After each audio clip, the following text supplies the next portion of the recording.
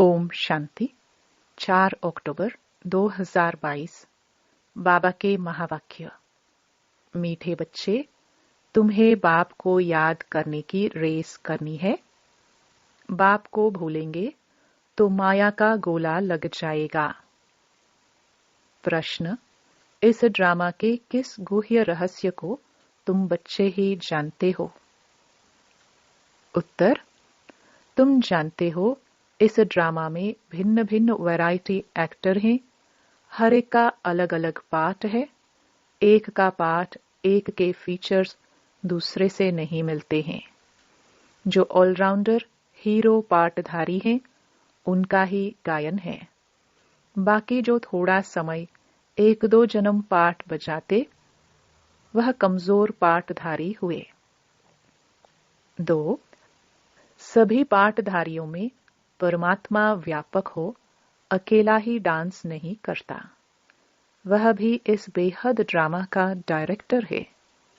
वह नाम रूप से न्यारा नहीं। अगर न्यारा हो तो यह जो गायन है, तुम्हारी गत मत तुम ही जानो, वह रॉन्ग हो जाए। ओम शांति। जैसे बाप ने कहा है कि मैं साधारण बूढ़े तन में आता हूं, अर्थात जिसकी वानप्रस्थ में रहने की अवस्था होती है। वानप्रस्थ अर्थात वाणी से परे। वह तो हुआ निर्वाण धाम, सुखधाम, दुखधाम अर्थात जहां मनुष्य रहते हैं।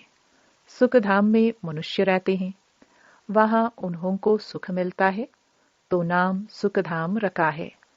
धाम में कोई रहते हैं, अच्छा, फिर शांति धाम कहते हैं। वहां तो मनुष्य रहने वाले नहीं हैं। शांति धाम कहने से फिर सिद्ध होता है वहां आत्माएं रहती हैं। वहां मनुष्य रह नहीं सकते। ऐसे नहीं कि मनुष्य सतयुग में शांति में रहते हैं तो कोई गुफा में रहते हैं, वह मन को अमन कर देते हैं। नहीं, वहां तो है ही एक अद्वैत धर्म, द्वैत की बात नहीं। फिर जितने धर्म बढ़ते जाते हैं तो द्वैत बढ़ता जाता है। जहां द्वैत है वहां अशांति है। वानप्रस्थ उनको कहा जाता है निर्वाण धाम।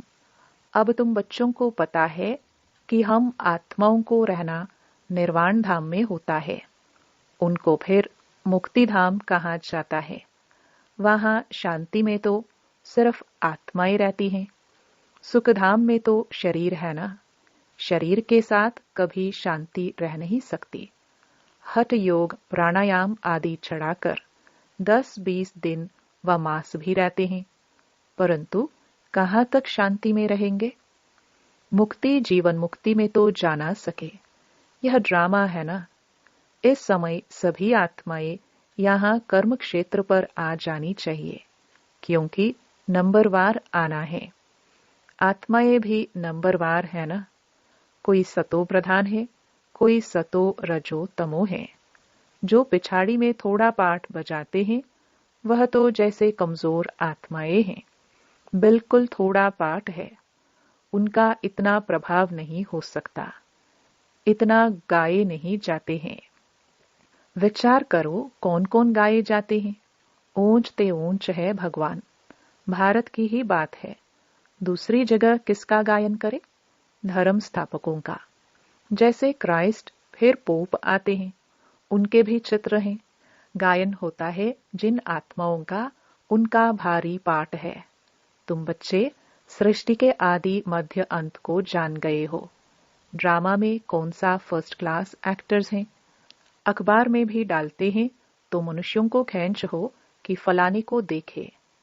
कोई को पता नहीं कि यह बेहद का 5000 वर्ष का ड्रामा है। विलायत वाले भी बहुत गपोड़े मारते हैं। सबसे जास्ती यहाँ वाले गपोड़े मारते हैं। तो बाप आकर हमको सारी नॉलेज देते हैं। तुम्हारी बुद्धि में यह जरूर बैठना चाहिए। मुख्य क्रिएटर, डायरेक्टर, प्रिंसिपल एक्टर कौन है? शिव बाबा। वही नॉलेजफुल, ब्लिसफुल है। हम शिव बाबा को एक्टर कह सकते हैं। मनुष्य तो कहते कि वह कभी एक्ट करते ही नहीं, वह नाम रूप से न्यारा है। फिर कहते हैं वह तो सर्वव्यापी है। तो क्या एक ही एक्टर है जो सब में डांस करता है? नहीं, यह तो हर एक की एक्ट भिन्न भिन्न है, एक ना मिले दूसरे से।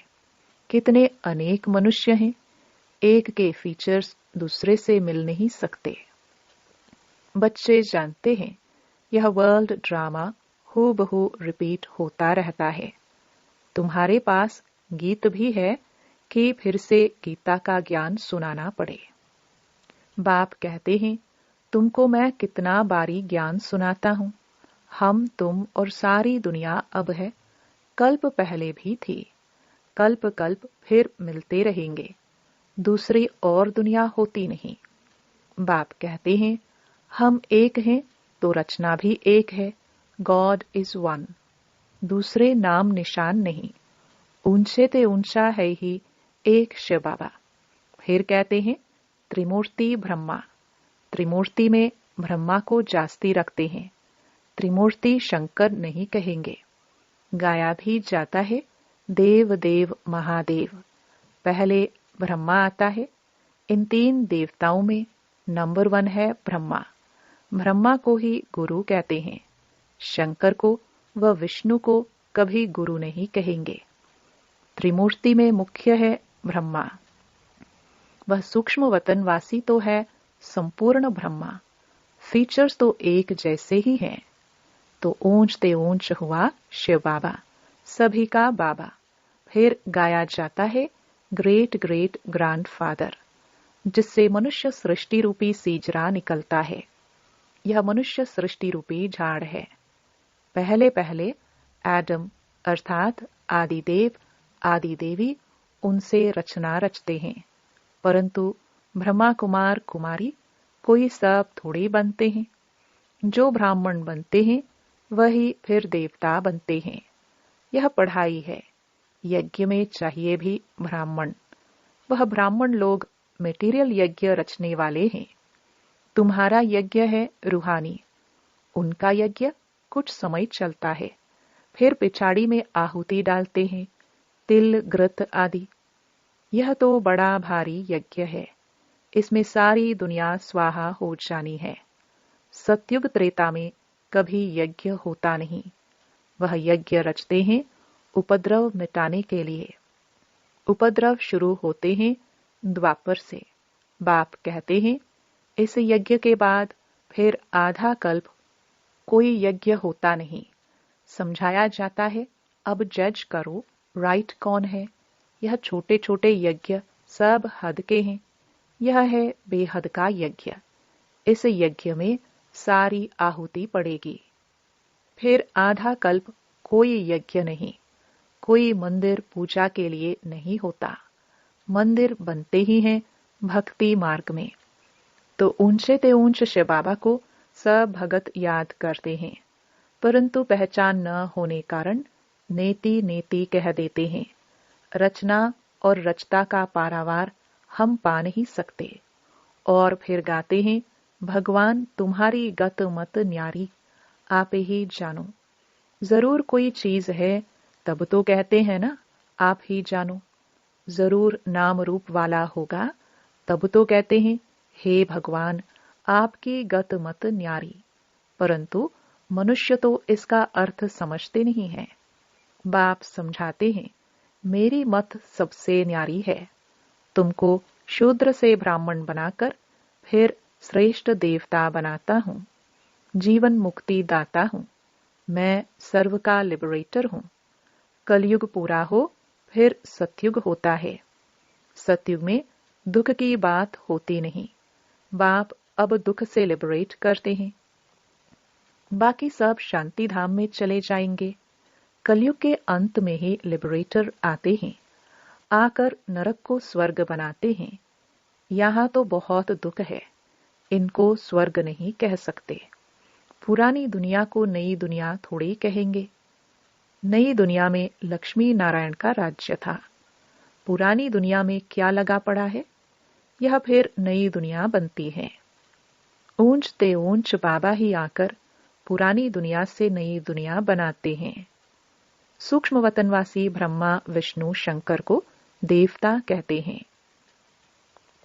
ऐसे कहाँ भी लिखा हुआ नहीं है कि प्रजापिता ब्रह्मा सूक्ष्मवतन वासी है। सूक्ष्मवतन में थोड़ी ही प्रजा होती है। प्रजापिता ब्रह्मा तो जरूर यहां ही चाहिए। ऊंच ते ऊंच शिव बाबा, फिर सेकंड नंबर में है ब्रह्मा। शिव बाबा इन ब्रह्मा द्वारा बैठ सर्विस करते हैं, ब्राह्मणों को देवता बनाते हैं। यह तो है ही पापात्माओं की दुनिया, रावण राज्य। जो कुछ करते हैं उनसे मनुष्यों के पाप ही होते हैं। भ्रष्टाचारियों से ही लेन देन होगी। भ्रष्टाचार शुरू होता है द्वापर से, फिर अंत में बाप आकर महान श्रेष्ठाचारी बनाते हैं। कला कमती होने में 5000 वर्ष लगते हैं। जो श्रेष्ठ ते श्रेष्ठ देवता थे वही फिर नीचे उतरते हैं। यह खेल ही ऐसा है। कितना अच्छी रीति बाप बैठ समझाते हैं। कोई बैठ समझे तो अच्छी तरह से समझ सकते हैं। तुम तो कराची में भट्ठी में पड़े, समझने के लिए आते थे। पार्टीशन के बाद सब भाग गए, तुम तो वहां रहे पड़े थे। तुमको किसका संग नहीं था। संग से दूर होते भी नंबरवार पुरुषार्थ किया। सब तो एक जैसा पुरुषार्थ कर भी नहीं सकते। स्कूल में भी सब एक जैसे नंबर कोई लेते नहीं है। 2 स्टूडेंट को 99 मार्क्स मिल नहीं सकते।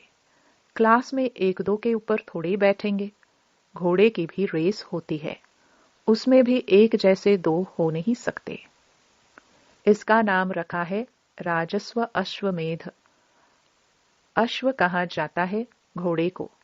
तुम हो रूहानी घोड़े। तुम्हारी दौड़ी है घर की तरफ कि पहले हम बाबा के पास पहुंचे। वहां तो साइकिलों की, घोड़ों की रेस होती है। युद्ध की भी रेस होती है। तुम्हारी युद्ध की युद्ध, रेस की रेस है। तुम्हारी माया पर जीत पाने की युद्ध है और बाप को याद करने के लिए ही कहा जाता है। कोई यह नहीं कहा जाता है कि गुरु नानक को याद करो या कोई और को याद करो। सर्व का सद्गति दाता एक है। वास्तव में सर्व पर दया करने वाला भी एक है। सर्व का सद्गति दाता पतित पावन भी एक है। उन्होंने अपने ऊपर नाम रखाया है तो झूठा हुआ ना। सर्व को सुख देने वाला एक है। सुखधाम में भी बाप ही ले जाते हैं, तो बाप से ही सुखधाम का वर्षा लेना चाहिए। आधा कल्प रावण ने श्राप दिया है, अब बाप से वर्षा लो। यह तो है ही पापात्माओं की दुनिया। देवताओं की है पुण्य आत्माओं की दुनिया। पाप की दुनिया में पुण्य होता नहीं। यह तो गपोड़ा मारते हैं कि फलाना मरा, स्वर्गवासी हुआ। अरे स्वर्ग है ही नहीं तो फिर स्वर्ग में जन्म कैसे मिलेगा। यह भी समझने वाला समझे। समझने के लिए कोई यहां बैठना नहीं है। भल विलायत में रहो, परंतु 7 रोज बाबा के संग में जरूर रहना पड़े, क्योंकि संग तारे कुसंग बोरे। अगर तीर लग गया तो कहेगा और 7 रोज रहना है, तो बाबा परीक्षा भी लेते हैं कि पूरा निश्चय है। दिल लगती है, तीर लगता है, बाप पढ़ाते हैं। अरे बाप के पास तो रहना चाहिए ना। जब पक्का रंग लग जाए तो विलायत में भी जा सकते हैं। अभी पवित्र बनेंगे तो 21 जन्मों की राजाई मिलेगी। कम बात है क्या? एक जन्म पवित्र बनो, कोई बड़ी बात है? बाबा युक्तियां तो बहुत बताते हैं। आहिस्ते आहिस्ते युक्ति से चलो, जिससे खिटपिट ना हो, दोस्ती भी रहे और अपने आप को छुड़ाते भी रहो। बाबा राजू रम्मज बाज है तो रम्मज युक्ति बताते हैं, ऐसे ऐसे करो। बहुत बच्चियां भू भू करके पति को ले आती हैं, फिर पति स्त्री के चरणों पर गिरते हैं कि इसने मुझे बचाया। वह ब्राह्मण तो विकार का हथियाला बंधवाते हैं। यहाँ ब्रह्मा और ब्राह्मण हथियाला बांधते हैं पवित्रता का। वह कैंसिल करते हैं। बच्चे कहते भी हैं, बाबा आप हमको स्वर्ग में ले जाते हो, आपकी हम क्यों नहीं मानेंगे? खुशी से पवित्रता का कंगन बांधते हैं। अच्छा, मीठे मीठे सिखिलदे बच्चों प्रति माता पिता बाप दादा का याद प्यार और गुड मॉर्निंग।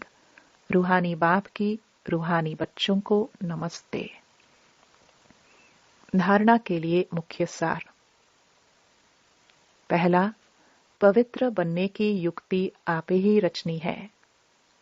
21 जन्मों की राजाई के लिए पवित्रता की प्रतिज्ञा करनी है। दूसरा, श्रेष्ठ ते श्रेष्ठ बनने के लिए श्रेष्ठाचार्यों से लेन देन करनी है। बाप के संग में रहकर निर्भय बनना है। वरदान, सर्वशक्तिमान के साथ की स्मृति द्वारा सदा सफलता का अनुभव करने वाले कंबाइंड रूपधारी भव। सर्वशक्तिमान बाप को अपना साथी बना लो तो शक्तियां सदा साथ रहेंगी, और जहां सर्वशक्तियां हैं वहां सफलता न हो यह असंभव है। लेकिन यदि बाप से कंबाइंड रहने में कमी है, माया कंबाइंड रूप को अलग कर देती है, तो सफलता भी कम हो जाती है। मेहनत करने के बाद सफलता होती है। मास्टर सर्वशक्तिमान के आगे सफलता तो आगे पीछे घूमती है। स्लोगन, सबकी दुआएं लेनी है तो हाँ जी करते हुए सहयोग का हाथ बढ़ाते चलो। ओम शांति।